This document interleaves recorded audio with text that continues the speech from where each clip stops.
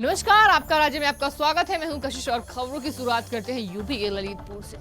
UP के ललितपुर में 5 वर्षीय बच्ची की संदिग्ध मौत के मामले में 4 दिन बीतने के बाद भी कोई कार्रवाई नहीं हुई।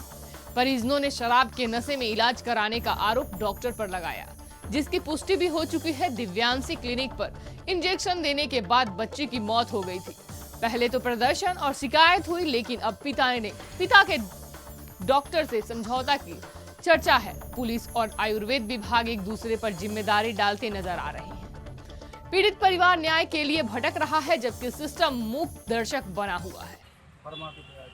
किस लिए आए थे? दवा कराने के लिए। फिर क्या हुआ? दवा करा के ले गए, तो मोड़ी की दवाई हो गई, घर ले गए, घर से दवा तो मोड़ी खत्म हो गई। कितने बजे ले गए थे आप? करीबन 7 बजे आए थे। जब आप घर से बच्ची को लेके आए, बच्ची की स्थिति क्या थी? बच्ची की तबीयत ठीक थी, बच्ची नहीं कर रही थी। बच्ची को हमने सुई लगाई, जब से तबीयत उसकी सीरियस हो गई। तो आप लगभग डॉक्टर साहब के पास बांसी में लेके आए। ललित को कहाँ पर लेके आए थे? बांसी में किस जगह, किस डॉक्टर साहब के पास? बर्मा के पास। बर्मा जी ने कोई जांच माच कुछ कराई? जांच माच कुछ नहीं कराई, सीधी सुई लगाई। सुई लगा दी। आपने पूछा कि हमारी बच्ची की हालत क्या है? हमने पूछी, कहने लगे बच्ची को सुई लगा रहे हैं, कल आना, कल बताएंगे। कल बताएंगे। फिर आप यहाँ से घर ले गए कि जेल में ही? घर ले गए, घर से फिर वापसी आया, वो जेल में खत्म हो गई अस्पताल में। अस्पताल में लाते ही साथ। और जब आपकी बच्ची खत्म हुई तो आपने डॉक्टर साहब से कोई सलाह ली? डॉक्टर साहब ने जिस सलाह ली, आप जाओ घर, हम बाद में तुमसे बात करेंगे। कैसी बाद में क्या बात करेंगे? कोई और जानकारी दी? यही बात बता रहे, बाद में बात में करेंगे। अब आप क्या चाहते हैं? ये चाहते हैं जो आप क्या चाहते हैं? जैसे आपकी बच्ची आप खत्म हो गई है, आप वर्मा जी के अस्पताल में, तो आप क्या चाहते हैं? आप डॉक्टर पे क्या आरोप लगा रहे हैं? आपका क्या आरोप है डॉक्टर पर? डॉक्टर साहब ने सुई लगाई, हमारी बच्ची बीमार हो गई बच्ची। सर, ललितपुर में के बांसी में कल एक बालक की मौत हो गई डॉक्टर के इलाज के दौरान। वो डॉक्टर होम्योपैथिक और डॉक्टर था। क्या करना है सर, क्या कार्रवाई हो रही है? हमको व्हाट्सएप पे जैसी सूचना मिली है, तो मैंने जो है एक जांच समिति की टीम गठित की है, कर दी गई है। तो जांच समिति गठित कर दी है, तो वो पहले पहुंच गई थी और इसके बाद मैं गया तो वहाँ पर जो रविंद्र वर्मा की क्लिनिक थी, उस क्लिनिक को मैंने सील कर दिया, पूर्णतः जो है अस्पताल को बंद कर दिया है। और जो समिति के द्वारा जो रिपोर्ट प्रस्तुत होगी, आगे कार्रवाई की जाएगी।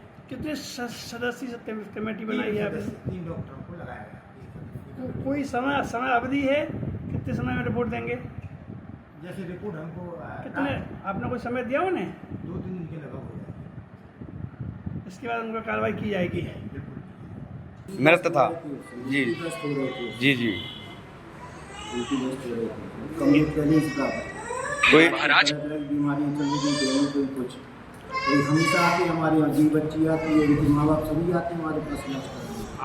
डॉक्टर साहब, आपने इलाज करी मोड़ी को? क्या आपके लड़का ने कर? लड़का ने करो। लड़का को पता है कि क्या स्थिति थी, क्या उसे बीमारी थी, आप बता रहे हो? हम आपसे जो निवेदन कर रहे हैं कि जो भी पेशेंट अपना बच्चा बीमार था ले आ रहे थे, कितने दिन से आपके पास आ रहे थे? नहीं, पहले आता था, लेकिन आज तो अभी आया। दीप भैया कितने दिन से लाए डॉक्टर साहब? 4-5 दिन से जा रहे हैं। डॉक्टर साहब का कहना है कि जब आप बच्ची को लाए, जब बच्ची यहाँ मृत थी, क्या जब आप यहाँ लेके आए बच्ची आपकी स्वस्थ थी या मृत थी? बच्ची हमारी स्वस्थ थी जब आप अस्पताल में आए? हाँ, स्वस्थ थी। हमारे पास हमारे बगल में भी कैमरा लगाया था, डॉक्टर साहब ने यहाँ उधर में भी दिखाया, घूम रही थी बांसी के। ललित को रेफर कर जी। गए ही नहीं, घर ले गए अपने। आपने कहा था कि आप ललितपुर ले जाइए। ललित को हम लोगों ने रेफर दिया, बच्ची खत्म हो गई, फिर उसके लिए बुला ललित को रेफर कर दो। जब बच्ची खत्म हो गई, फिर बुला ललित को रेफर कर दो बच्ची को। यूपी के रायबरेली पहुंचे बीएसपी के राष्ट्रीय महामंत्री मिलिंद परांडे ने बांग्लादेशी और म्यांमार घुसपैठियों को देश की जनसंख्या के लिए खतरा बताया। उन्होंने आरोप लगाया कि कुछ राजनेता स्वार्थवश घुसपैठ को बढ़ावा दे रहे हैं। उन्होंने सलोन में फर्जी प्रमाण पत्र और अज्ञात लोगों की जांच की मांग की। परांडे ने धर्मांतरण और फिलिस्तीन का झंडा फहराने की घटनाओं को राष्ट्रीय सुरक्षा से जोड़ते हुए प्रशासन से विशेष समुदाय वाले क्षेत्रों पर नजर रखने की बात कही। साथ ही उन्होंने देश की सामाजिक सांस्कृतिक सुरक्षा की आवश्यकता पर बल दिया। यूपी के रायबरेली में मेरे साथ इस समय मौजूद हैं बात करने के लिए मिलिंद परांडे जी, जो कि केंद्रीय संगठन मंत्री हैं विश्व हिंदू परिषद के, और जानेंगे, बात करेंगे इनसे। मेरे साथ खुद मौजूद है। सर, आपका स्वागत है सुदर्शन। सर, एक मामला यहाँ पे काफ़ी चर्चा में है। सलेनी में बांग्लादेशी लोग बसाए जा रहे हैं, वोटर लिस्ट में उनका नाम जोड़ा जा रहा है। इसमें अभी तक जिला प्रशासन द्वारा कोई कार्रवाई नहीं की गई। लगता है ये प्रक्रिया अनेक राज्यों में, अनेक जिलों में चल रही है, और जो जनसंख्या के असंतुलन के बारे में माननीय प्रधानमंत्री जी ने भी लाल किले से भाषण में कहा था, वह एक बहुत ही गंभीर मुद्दा है। यहाँ पर ध्यान तो देना ही चाहिए। जैसे अभी SIR का विषय बिहार में हुआ है, तो इलेक्शन कमीशन को भी मुझे लगता है कि यह प्रक्रिया सभी राज्यों में करनी होगी, क्योंकि ये बहुत पुराना रोग है, और जब तक हम इस तरीके से इसकी छानबीन नहीं करेंगे और यह रोकेंगे नहीं, तो देश के लिए एक अंतर्गत सुरक्षा का बहुत गंभीर मामला यह बनते जा रहा है। और हमारी जो सारी चुनाव की प्रक्रिया है, इसको भी प्रभावित करने वाला यह विषय बना है। तो पॉलिटिकल प्रोसेस में यदि इन्फ्लुएंस हो जाता है इस तरीके का, ये अपने लिए बहुत गंभीर है, खतरे का विषय है। मैं तो आग्रह करूँगा जिला प्रशासन से भी कि यहाँ पे ऐसे विषयों की तरफ ध्यान देना चाहिए। कोई भी ऐसी कंप्लेंट आती है तो कंप्लेंट की तो छानबीन करनी ही चाहिए, निश्चित रूप से, ये मुझे लगता है। राहुल गांधी ने कल कहा है कि हम हाइड्रोजन बम रायबरेली में मतलब छोड़ने वाले हैं बिहार का इशू को लेकर। मैं तो कोई बहुत ज़्यादा पॉलिटिकल विषयों के ऊपर बात नहीं करता हूँ, मगर किसी ने भी, मुझे लगता है कि अपने निजी राजनीतिक बातों के लिए बाकी भी देश और समाज के बारे में सोचकर बातें करनी चाहिए, और केवल घोषणाओं से न करते हुए प्रत्यक्ष जो समाज के सामने के मुद्दे उनको लेकर काम करना चाहिए। केवल एक ऐसे वक्तव्य करने से क्या लाभ होगा, मुझे तो ध्यान में नहीं आता है। देश के सामने आज मतांतरण की चुनौती है, देश के सामने आज लव जिहाद की चुनौती है, गो हत्या की चुनौती है, ऐसे अनेक विषय, अंतर्गत सुरक्षा के विषय, हमारी सीमाओं के ऊपर अनेक शत्रु खड़े हैं। ऐसे विषयों को लेकर यदि जिम्मेदार राजनीतिक नेता बात करेंगे तो निश्चित रूप से कुछ विचार करने लायक हो सकता है। केवल पॉलिटिकल पॉइंट्स करने के लिए कुछ बोलना, इससे तो मुझे नहीं लगता है कि बहुत लाभ है। इसलिए समाज के लिए जो महत्व के मुद्दे वो लेकर बात करनी चाहिए। सर, सलवन में 12 वफात के दिन एक पुलिसिंग का झंडा सड़कों पर फहराया गया है। फिलहाल इसमें पुलिस ने तो अभी कार्रवाई की है, इस पर आपके बारे में आपका क्या? नहीं, देखिए, मुझे भी आज आकर ही ये बात पता चली है। यह जो एक जनसंख्या में अनियंत्रण खड़ा हो रहा है, हिंदू जनसंख्या कम होते जा रही है, इसमें जो मुस्लिम घुसपैठ अनेक जगह से हो रही है, बांग्लादेश और म्यांमार से, तो ये आने वाले जो बांग्लादेशी या म्यांमारी मुसलमान हैं, रोहिंग्या मुसलमान हैं, इनकी तो भारत के संविधान के साथ में, इस देश के साथ में कोई निष्ठा नहीं है। और यदि कट्टरपंथ बढ़ते जाएगा तो वो देश के लिए, जैसा मैंने कहा, अंतर्गत सुरक्षा का एक गंभीर प्रश्न होगा। और यदि यहाँ पर फिलिस्तीनी फ्लैग फहराया गया है तो ये बहुत चिंता का विषय। कुछ लोग गिरफ्तार भी हुए, ऐसा मुझे पता चला है, किंतु इसके रूट में जाकर, मूल में जाकर कौन इनको पनबीन करके ऐसी व्यवस्थाओं को भी नष्ट करना चाहिए। देखिए, राजना मेरे साथ मिलन ब्रांडे दी, उन्होंने बात किया और बताया है कि ये जो बांग्लादेशी वाला मुद्दा है, ये बहुत गंभीर मामला है, इस पर जिला प्रशासन को कार्रवाई करना चाहिए। वैभव वाजपेयी, सुदर्शन न्यूज, रायबरेली। यूपी के फर्रुखाबाद में गैंगस्टर एक्ट में वंचित 25,000 के इनामी बदमाश तोता को पुलिस ने मुठभेड़ में घायल कर गिरफ्तार कर लिया। आरोपी ने चेकिंग के दौरान पुलिस पर फायरिंग की। जवाबी कार्रवाई में उसके पैर में गोली लगी। पुलिस अधीक्षक आरती सिंह के निर्देश पर चल रहे अभियान में यह सफलता मिली। आरोपी पर 2 दर्जन से अधिक मुकदमे दर्ज हैं। घायल को राम मनोहर लोहिया अस्पताल में भर्ती कराया गया। फर्रुखाबाद पुलिस ने जिले में अपराधियों पर शिकंजा कसना शुरू कर दिया है। पुलिस अधीक्षक महोदया के आदेश से रात में अपराधियों की धरपकड़ हेतु एक विशेष अभियान चलाया गया। इसमें कंफिल पुलिस को भारी सफलता प्राप्त हुई है। कंफिल पुलिस सर्विलांस और एसओजी के साथ चिवारा रोड पर चेकिंग कर रही थी, तभी भूड़ तिराहे पे एक आदमी आता हुआ दिखा। उस व्यक्ति को रोकने का प्रयास किया। व्यक्ति अपने आप को घिरता हुआ देख के पुलिस पार्टी में फायरिंग की। जवाबी फायरिंग में उस व्यक्ति को गोली लगी, घायल हो गया। उसका इलाज लोहिया हॉस्पिटल में चल रहा है। जब अभियुक्त से पूछा गया तो उसने बताया कि मेरे विरुद्ध लगभग 2 दर्जन मुकदमे पंजीकृत है। अभियुक्त का नाम तोताराम है, 25,000 का इनामी है। अभियुक्त अंतर्जनपदीय अपराधी है, ये बहुशातिर किस्म का अपराधी है। अभियुक्त के पास से 315 बोर का तमंचा, कुछ खोखा कारतूस बरामद हुआ है। अनावश्यक वैधानिक कार्रवाई की जा रही है। यूपी के मथुरा में बाढ़ पीड़ितों से मिलने पहुंचे बेसिक शिक्षा मंत्री संदीप सिंह ने गुरुकुल राहत शिविर का निरीक्षण किया। मंत्री ने प्रभावित लोगों से बातचीत कर व्यवस्थाओं का जायजा लिया और खुद भोजन परोसा। पीड़ितों ने पशुओं के पीने के पानी की समस्या पर बताई, जिस पर मंत्री ने अधिकारियों को निर्देश दिए। उन्होंने कहा कि जैसे जैसे पानी घटेगा, प्रभावित लोगों का जीवन सामान्य किया जाएगा। मुख्यमंत्री के निर्देश पर सभी राहत शिविरों पर नजर रखी जा रही है और सरकार पीड़ितों को हर संभव मदद दे रही है। जितने भी यहाँ पे राहत के केंद्र बनाए हुए हैं, कैंप बनाए हुए हैं, शिविर बनाए हुए हैं, हम सभी सारी चीज़ों पे पूरी तरह से नज़र रखे हुए हैं। आज भी हम सब लोग यहाँ पे एक राहत केंद्र में आए हैं, जहाँ पे लगभग 1200 लोगों को बाढ़ से जो लोग प्रभावित हो गए हैं उनको यहाँ पे राहत शिविर में रखा गया है और सभी सुविधाएं यहाँ पे उपलब्ध कराई जा रही हैं। इनके साथ साथ जो इनके पशु भी थे उनको भी यहाँ पे राहत केंद्र में लेकर के आया गया है। मैं सभी लोगों से जानकारी की है, सभी लोगों को दिन में भोजन जो है पका हुआ गर्म भोजन उपलब्ध हो रहा है। स्वास्थ्य की सुविधाएं भी सभी लोगों को उपलब्ध कराई जा रही हैं। हम सब लोगों का प्रयास है कि जल्द से जल्द जिस तरह से पानी घटेगा और उसके बाद में सभी लोगों की जो व्यवस्थाएं हैं सुचारू रूप से जो आम जीवन में उनको जल्द से जल्द हम सब लोग लेकर के जाने का प्रयास करेंगे। सभी लोगों के घरों में जो जल भराव हो गया है उसके बाद में जो भी स्थितियां हैं, जो भी सरकार के द्वारा सहयोग कराना है वो सारी चीज़ें दी जा रही हैं। लोगों को किटें वितरित की जा रही हैं जिसमें राशन वितरित किया जा रहा है और भी दवाइयाँ और जो भी ज़रूरत के उपकरण है, सारी चीज़ें लोगों को इस आपदा के समय में बाढ़ से राहत पहुंचाने के समय हर एक चीज़ को उपलब्ध कराने के लिए माननीय मुख्यमंत्री जी ने सख्त निर्देशित किया है। हम सब लोग विभिन्न जनपदों में जा करके सभी प्रभारी मंत्रियों को भी माननीय मुख्यमंत्री जी ने निर्देशित किया है कि अपने जनपदों में जा करके जो भी सुविधाएं लोगों तक पहुंचाई जानी है उसको सुनिश्चित करें।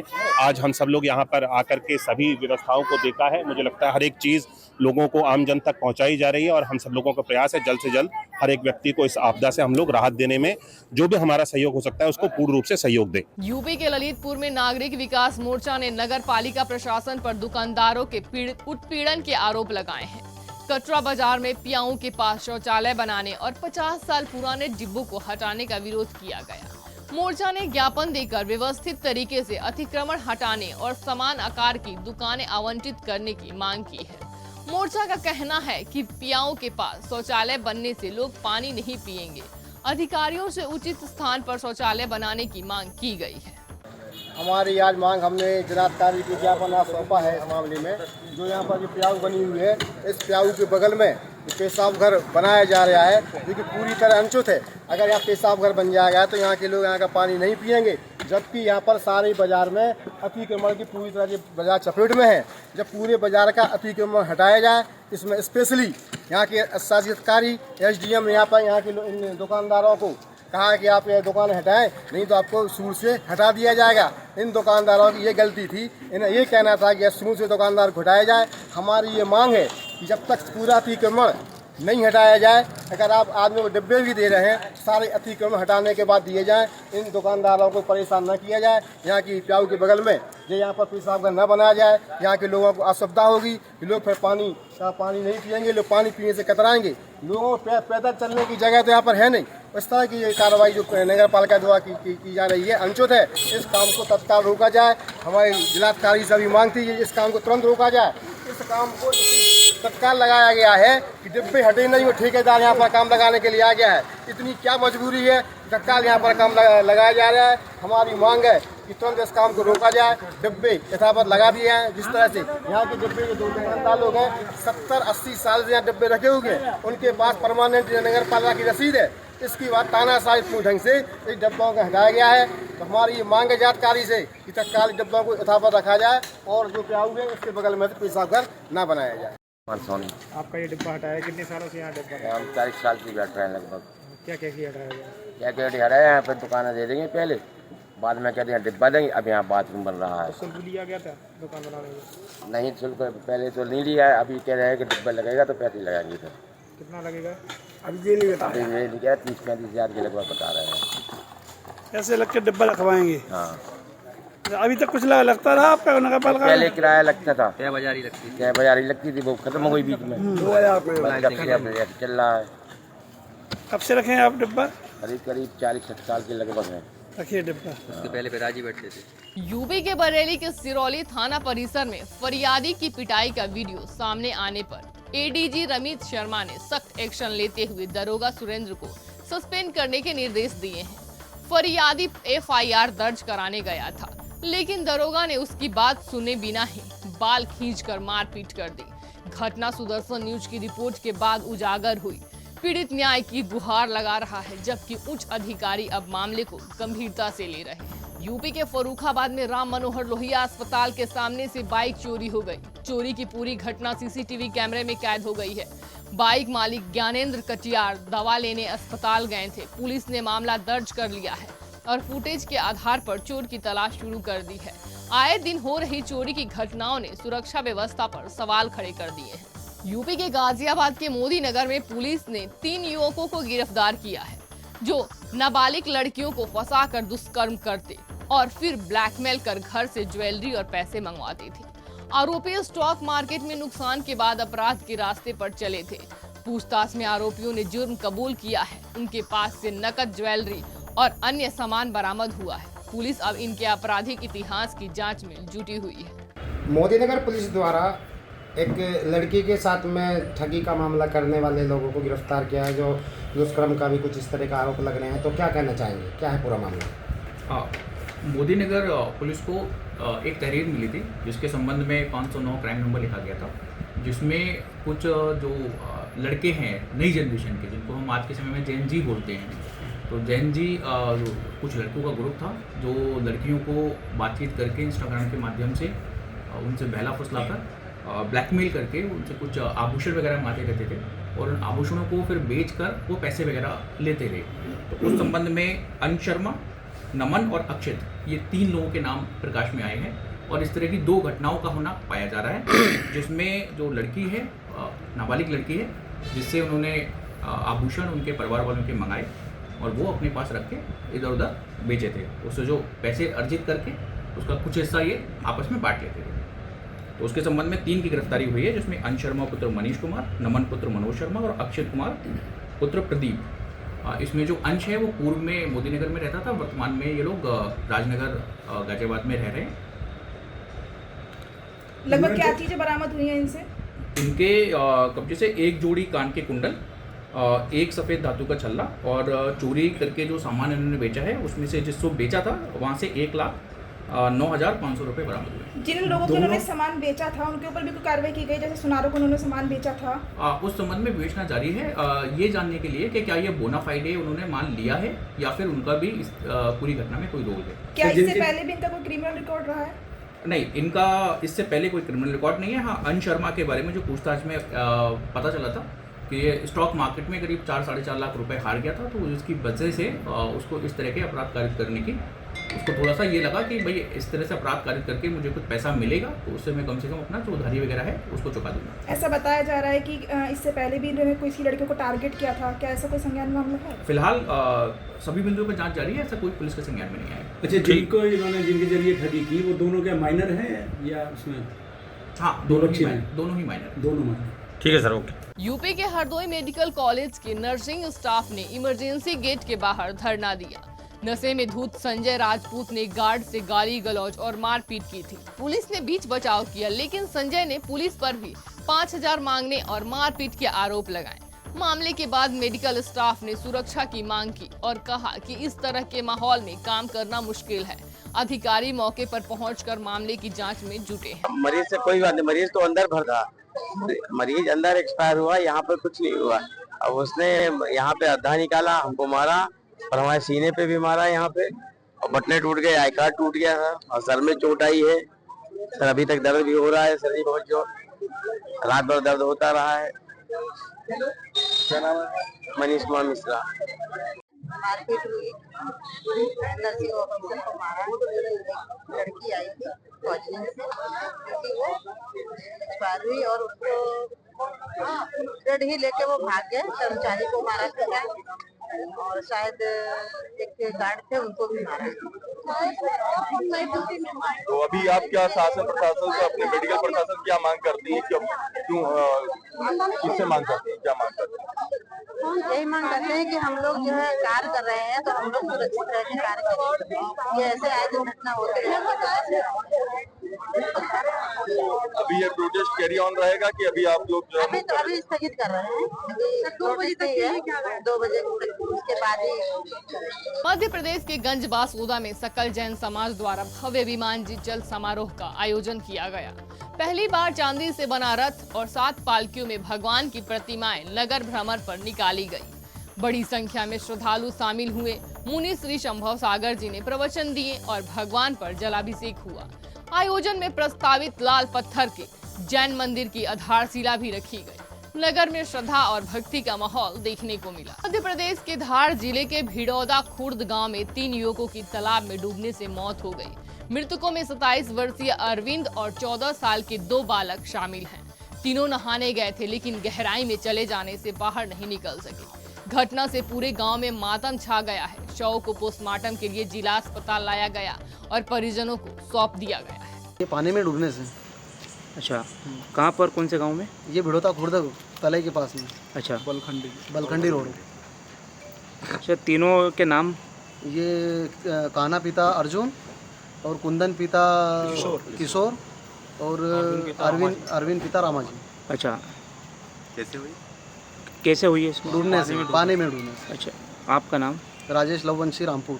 हाँ सर, 2 बच्चे हैं और एक 20-22 साल के आसपास का है अरविंद, कुंदन, कान्हा। 3 पेशेंट आए हैं जिनका परीक्षण करने पे वो मृत अवस्था में पाए गए हैं और उनके साथ वालों ने बताया कि वो कहीं गाँव में तलाई में नहाने गए थे तो पानी में डूब गए। और ये ग्राम भिड़ौता खुर्द पुलिस थाना सादलपुर के अंतर्गत आते हैं। कर्नाटक के चिक्कोड़ी तहसील स्थित मोरारजी देसाई छात्रावास में दूषित भोजन से 50 से ज्यादा छात्र बीमार पड़ गए। सूचना मिलते ही विधान परिषद सदस्य प्रकाश हुक्केरी मौके पर पहुंचे और स्वास्थ्य विभाग से कार्रवाई की मांग की। बच्चों का इलाज स्थानीय अस्पताल में जारी है। डॉक्टरों के अनुसार कुछ बच्चों को आईसीयू में भर्ती किया गया है, लेकिन स्थिति नियंत्रण में है। मामले की जांच जारी है और स्वास्थ्य मंत्री को भी जानकारी दी गई है। फिलहाल के लिए इतना ही। देश और दुनिया की तमाम खबरों को देखने के लिए बने रहिए सुदर्शन न्यूज के साथ। नमस्कार।